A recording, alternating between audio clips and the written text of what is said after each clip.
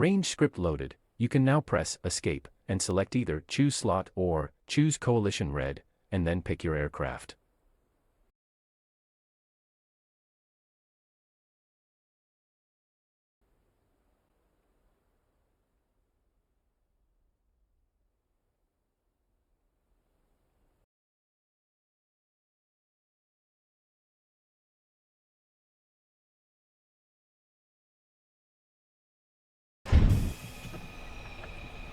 The MiG-21 BIS simulated on DCS can employ two types of rockets, the heavier S-24 or the lighter S-5.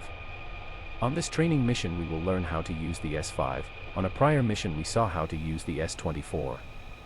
The S-5 is a Soviet rocket based on the German R-4M of World War II vintage. Its development started on 1946, but it entered in service almost a decade later on April 1955. While the real S-5 is available on several subtypes with different warheads, on DCS we only have the S-5M, which is fitted with a high explosive fragmentation warhead. The S-5 is a 55mm unguided rocket which has a steel body containing a solid fuel rocket, and a high explosive warhead with a mechanical impact fuse. At the rear of the rocket is an elongated exhaust nozzle, with 8 attached forward folding fins. The fins fold around the rocket when it is stowed in its launch tube. They spring back as soon as the rocket leaves the launch tube. In flight, the very slightly angled fins exert a stabilizing spin to the rocket.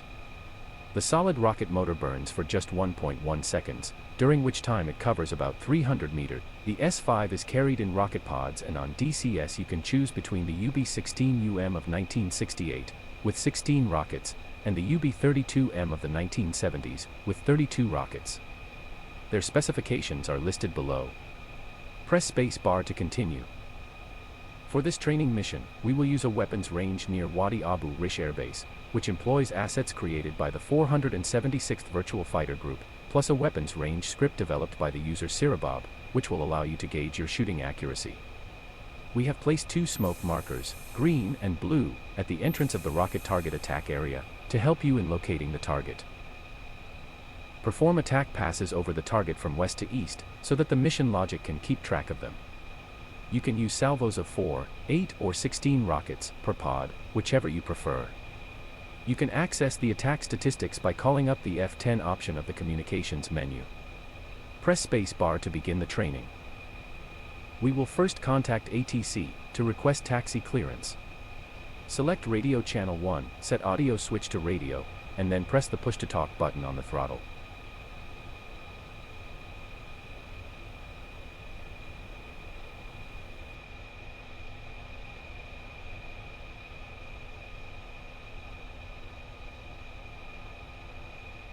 The DCS communications menu should appear. Select F1, request taxi to runway. OZ1, request taxi to runway. After a few seconds, ATC should answer and clear us to a takeoff runway. Take note of the runway number. If there is other traffic on the taxiways, ATC might delay the answer until the taxiways are clear. Press spacebar once the controller gives you clearance. ATC cleared for us runway 19 Lima, which is very near, to our right. Feel free to perform, or not, the before taxi checklist. Press spacebar once you are ready to taxi.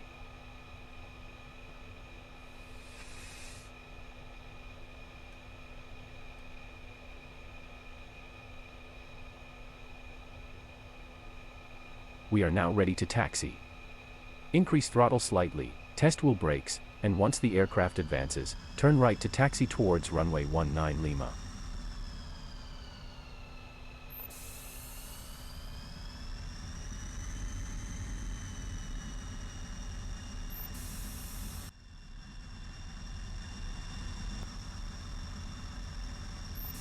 This is taxiway Echo. Proceed forward and stop just short of the designated runway.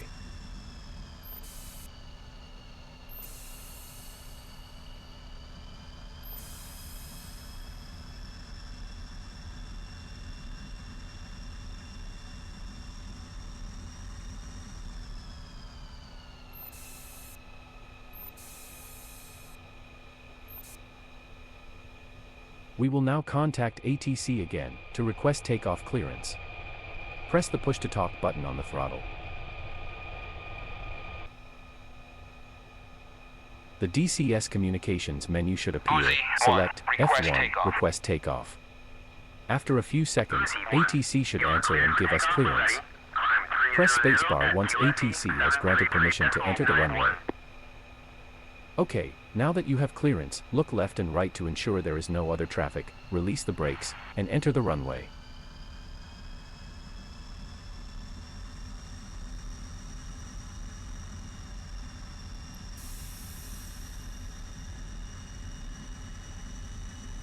Turn left, and align with the center line of the runway. Once aligned, press the wheel brakes and stop the aircraft to a complete halt.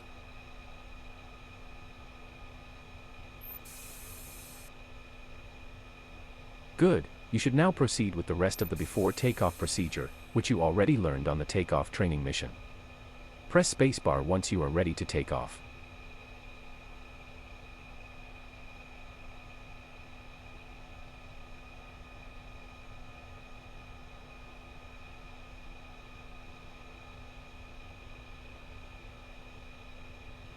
Fully apply and hold the wheel brakes.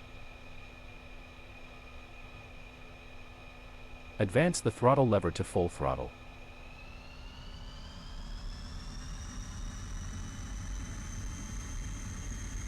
Confirm the nozzle open light is illuminated.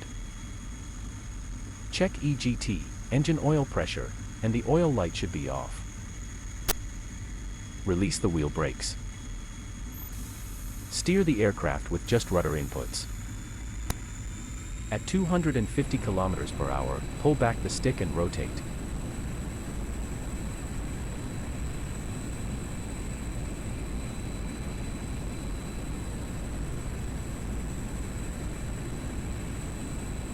Airborne, increase attitude to 10 degrees. Retract the landing gear. On 3 red lights, set the gear lever to its neutral center position. And latch the gear lever. Check nose cone has extended, and the warning, inlet cone out, is lit. Turn taxi lights off, down, with a right click.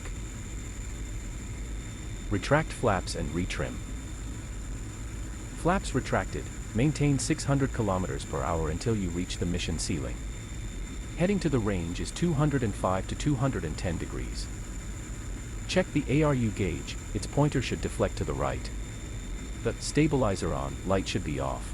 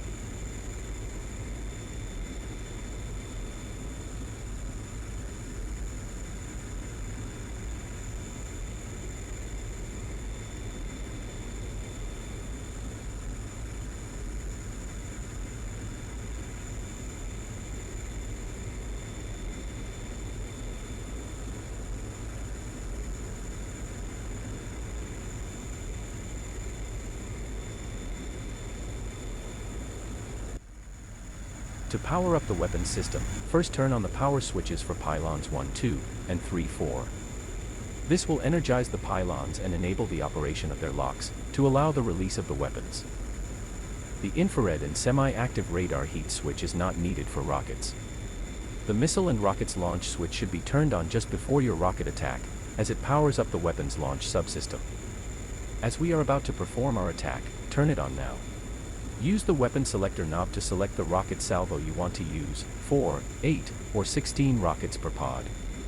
Note that when firing the rockets, you need to hold the weapon release button pressed until the salvo sequence is finished, otherwise you interrupt the firing sequence, which will continue from where it stopped the next time you press the button. Currently, the simulator is more accurate and no longer launches rockets from all 4 pods simultaneously. Instead, rockets will be launched first from both inboard pods, in compliance with the salvo parameter. The 4 position will launch 8 rockets, 4 from each pod pair, the 8 position will launch 16, and the 16 position will launch 32. Once all rockets from the inboard pods have been launched, an automatic switchover to the outboard pods will take place. You have selected a 16 rocket salvo. The main element that the MiG-21 pilot uses to deliver its weapons is the ASPP-FD optical sight. As a first step, make sure it has electric power, its sight power switch should be up. The sight offers 2 different aiming aids, a pipper, which is mostly used for cannon use against non-maneuvering targets, and a fixed net, which is used for bombing and rocket attacks. You can have both active at the same time, turn them on with the highlighted switches. Adjust their relative brightness as needed, using the highlighted knobs. For this mission, leave the pipper bright and the net dim. Press spacebar once the sight brightness has been adjusted. The sight can be used in 2 main modes, air-to-air, or air-to-ground. For this mission, select air-to-ground mode, by setting the sight master mode switch to its G and D down position. The sight operation modes are selected using its left side controls. For rocket employment, select gun launch mode. For rockets, select L and C, down. Shooting or bombing, for rockets employment, select S. Automatic or manual mode. On manual, the pilot must manually set the angular depression knob of the sight, using the marks 0, gun, S5M and S24 for rockets, etc. While on automatic, the sight sets the depression based on which weapon is currently selected. For this mission, select auto. MSL or Gyro. MSL renders the pipper cage to the center line of the sight, while Gyro has the pipper moving as the ASP attempts to predict the target position and is used only for air-to-air weapons against non-maneuvering targets. For air-to-ground, select MSL, up. Rotate the target size knob to set the target size, the pipper diameter will adjust accordingly. For this mission, our target circle measures 65 meters. Press spacebar to continue. The MiG-21 radar can be used as a ranging sensor, to help the sight to provide an accurate shooting cue, measuring the distance from the aircraft to the target. The radar requires a 3 to 5 minutes warm-up period, and it has cooling restrictions that limit its use to 35 to 40 minutes while in standby mode, and only 20 to 25 minutes when fully active, so keep it off for as long as possible. As we are near our weapon's range sight, set it to standby now, middle position, and to on, up, once we begin our practice attack. Enable the ranging mode by selecting locked beam on the highlighted switch. When used for ranging, no other radar option needs to be set. To launch underwing weapons, you press and hold the weapon release button on the flight stick. To prevent accidental launches, the button is fitted with a safety cover. The DCS developer has implemented a small cheat, where the safety cover is automatically raised when you actuate the weapon release bindings. This allows most users to just forget about this cover and simplifies their HOTAS bindings. However, the cover remains raised after you have pressed the weapon release. We have finished our examination of all the different weapon elements. Press spacebar to continue on to the practice section of the training.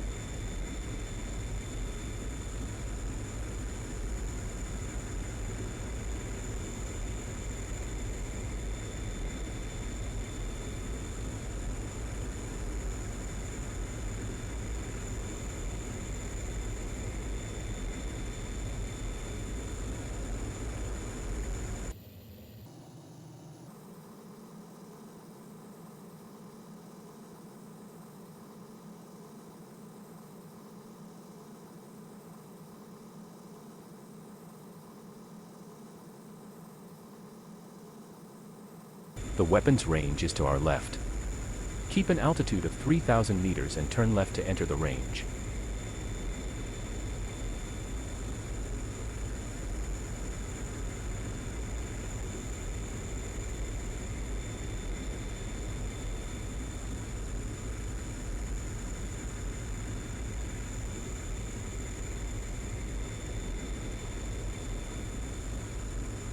The weapon's range is in front of us. 2 smoke markers, green and blue, mark the entrance for the rocket target attack path. Do not confuse the rocket target circle with the larger circle used for bombing training. The rocket target is enclosed within a square, on the north side of the range. As the actual rocket attack lasts just a few seconds, we will explain now the details on how to perform it, so pay careful attention. The S-5M rockets have a maximum advertised range of 3 to 4 kilometers, but the MiG-21 sight only displays distances up to 2 kilometers, and for greater precision we will launch the rockets at around 1.2 to 1.6 kilometers. For greater precision, you will launch the rockets using a 30 degrees dive from an altitude of at least 3,000 meters. To better judge when to initiate the dive, do not fly directly towards the target circle. Instead, fly on a slightly offset heading to the left or right, so that our aircraft's nose does not hide the target.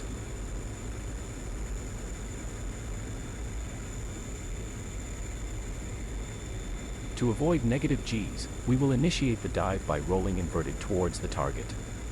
Start the dive when the target has reached the point where the canopy frame meets the cockpit border. Once you have the nose of the aircraft pointing down onto the target, roll back to an upward position and maneuver to place the target within the sight. Once you have the target within the sight, maneuver to align the fixed net axis with the target. The range scale shows the radar ranging distance to the point marked with a small x. Southwest. Strive to place this point directly on the target. If the red brake light illuminates before the launch, interrupt the dive and make a brake to the right and up, to climb back and fly a circuit to repeat the attack later. Disregarding this warning light can lead you to impact the ground. Take care to not exceed a 5G load, or other external stores, like the fuel tank or other rockets, may detach from the aircraft. The Pipper will begin to move up once the range is below 2,000 meters. Keep maneuvering until you have the Pipper over the target. Once the distance is below 1,600 meters, press and hold the weapon release button to fire the first rocket salvo. Once you have fired the rockets, break the dive to the right and begin to climb back and circuit the range to make a second attack run. Avoid the common mistake of keeping on the dive to watch the rockets hit. Break away as soon as the rockets have been launched. On a real combat attack, you would release flares during the break, in case defense forces fires back at us, but on this practice it isn't needed.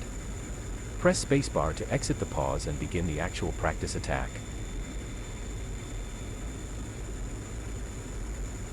Remember to take the radar out of standby and turn it on. Our airspeed should be 600 to 700 kilometers per hour, as the attack dive will increase it, and the altitude above ground should be 3,000 meters minimum.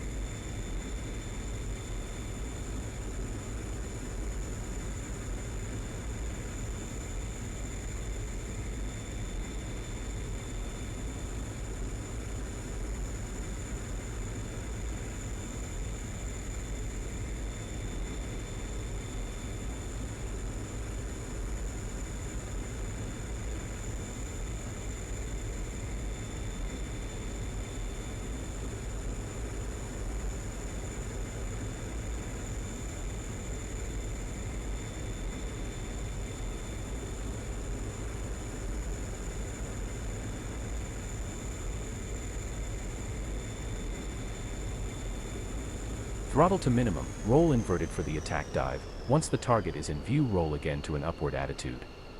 The Pipper will came up once you are in range. Fire when at 12 to 1,600 meters, by pressing the stick's weapon release button.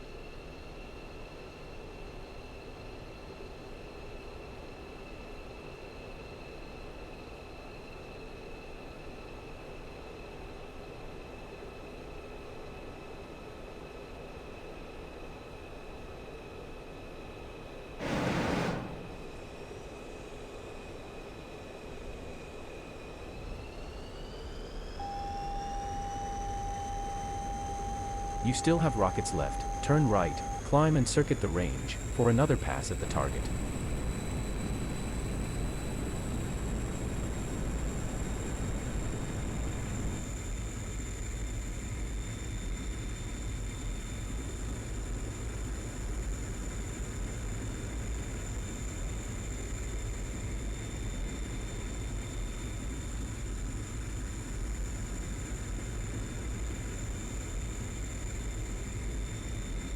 For another attack run, climb back to at least 3,000 meters.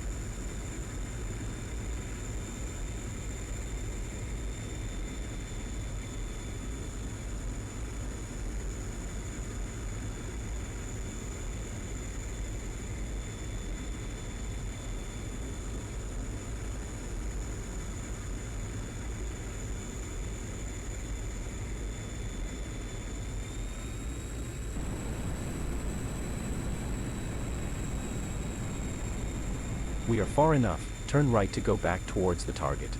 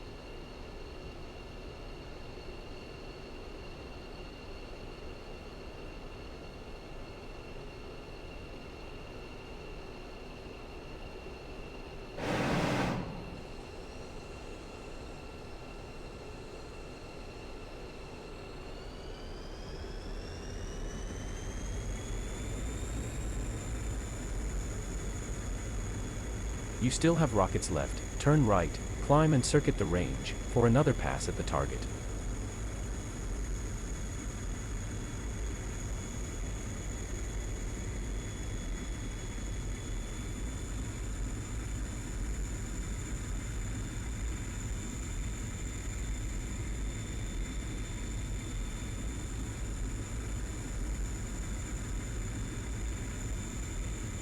For another attack run, climb back to at least 3,000 meters.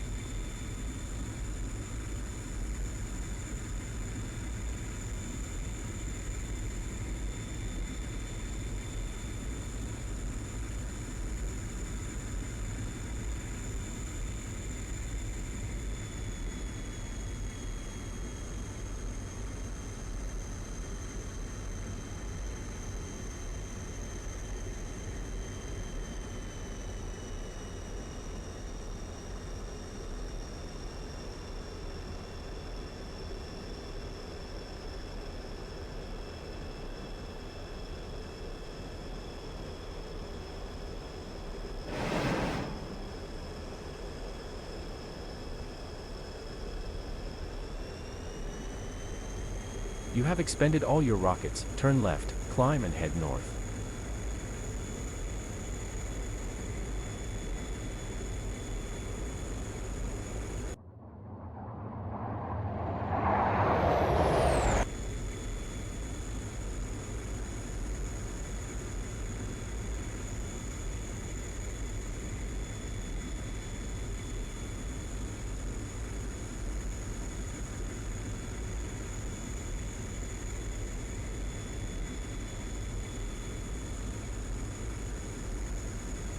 Deactivate the armament. For the rockets is very simple. Close the weapon release cover by clicking on it or with the keys right control plus right shift plus the equals sign.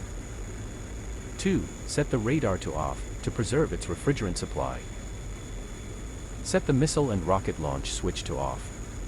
This removes all power from the weapon's launch subsystem, but it doesn't affect the gun, since it has a separate power switch. Good. This completes the armament safe procedure.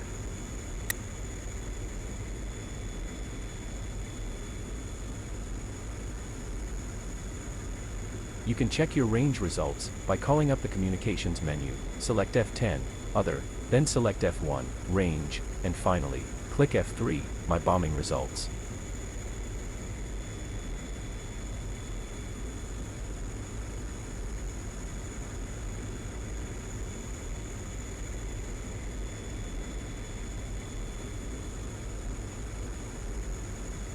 You have completed the main subject of this training mission. Select. Press spacebar if you want to fly back and land at our airbase, or press backspace to end the training now. Okay, you have chosen to proceed and practice a landing at our airbase. Continue straight north. We will contact ATC once we are nearer the airbase to get an approach bearing.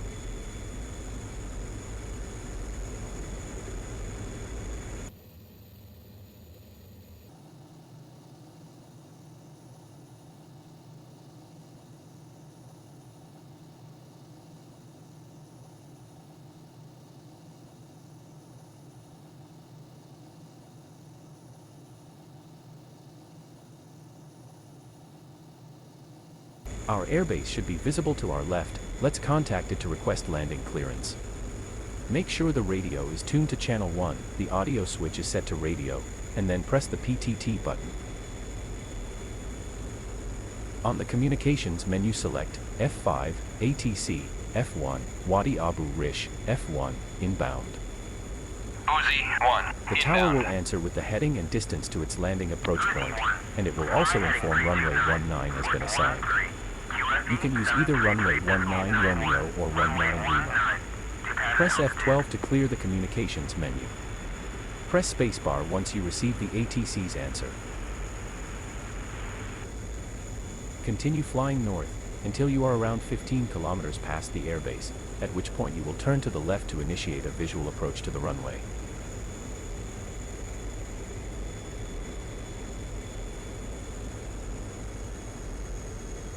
Once you get nearer the airbase, ATC will ask you to contact tower. At that point press PTT again, and then select F1, Request Landing.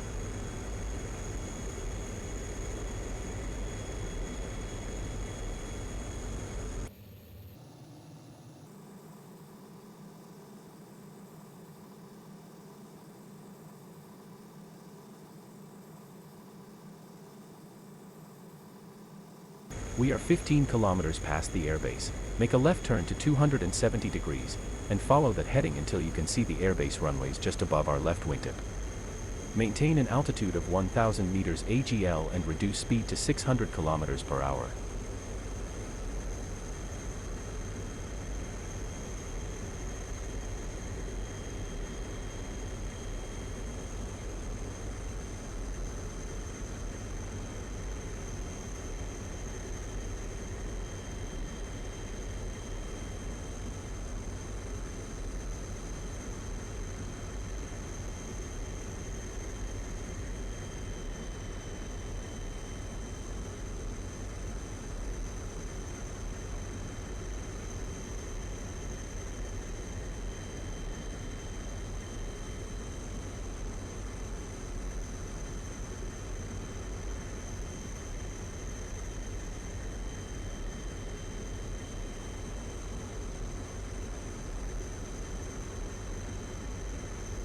Good, now turn left again and begin to align with the runway, which is on a 190 degrees heading. Keep 1000 meters AGL, do not yet begin the descent.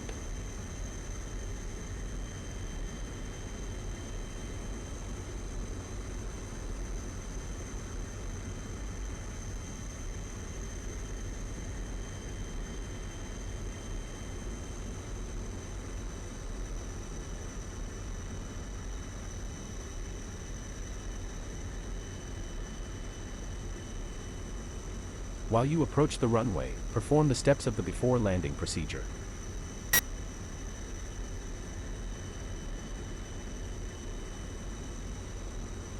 At 550 km per hour, lower the landing gear. Once you get 3 greens, remember to return the lever to neutral and lock it.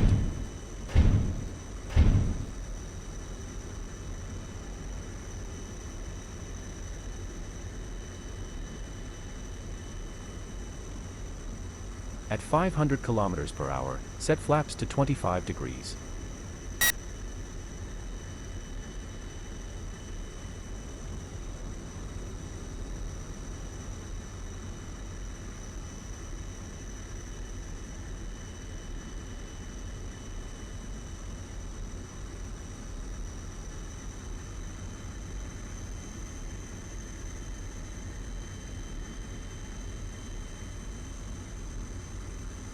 At 380 km per hour, set flaps to 45 degrees. Increase throttle to maintain 380 km per hour, do not drop speed below 340. Uzi 1, cleared for visual, contact tower. Uzi 1, request landing.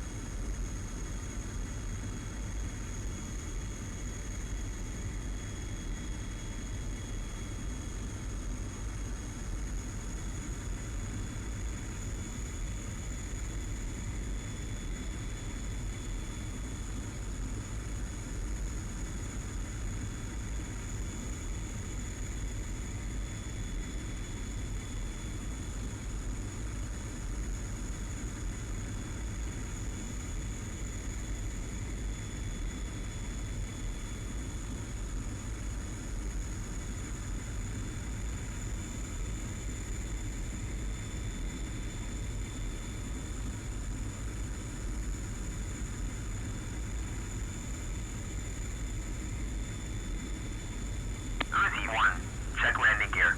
Wind 195 at 2 meters per second. Runway 19.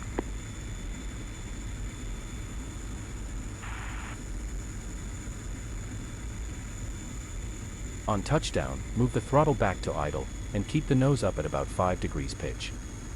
Let the aircraft slow down by itself, the landing parachute is used only on short runways. Touchdown.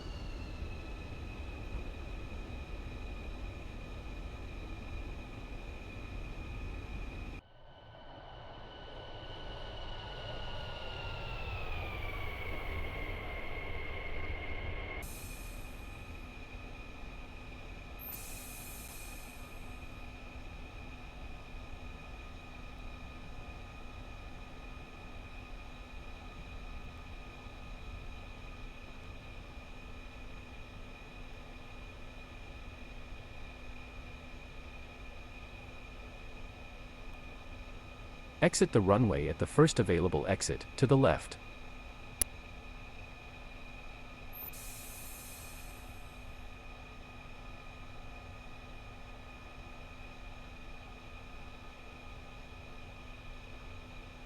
Uzi 1, taxi to parking area.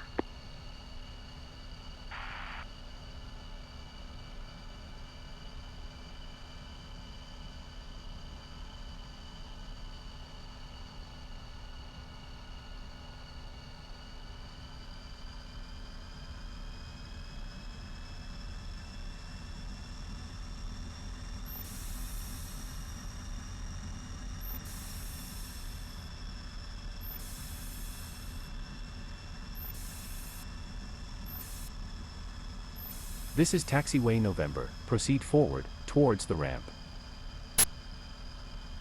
Perform the following steps after leaving the runway. Flaps, up. Drop chute button, press to jettison the drag chute, only if it was deployed during the landing. Nose wheel brake switch, off.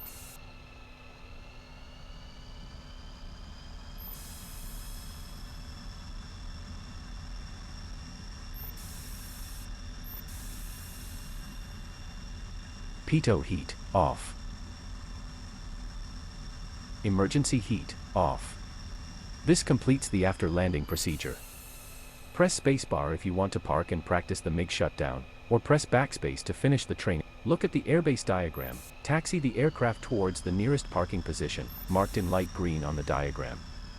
Once at a proper spot, simply bring the aircraft to a full stop. Finally, proceed to shut down the aircraft following the procedure. Switch off all electric loads, with the exception of the dispenser fuel tank pump, the engine afterburner, and the battery ground power switches. Begin with the circuit breakers panel on the right cockpit wall.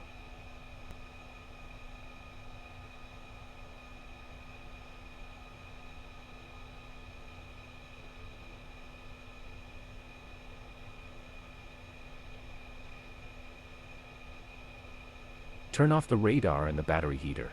On the left side of the cockpit, raise the flaps and turn off the highlighted systems.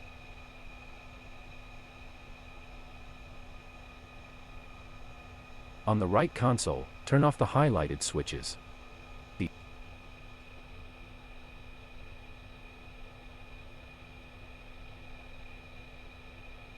Throttle. Pull fully back, then click on its lock lever to move it into its stop position.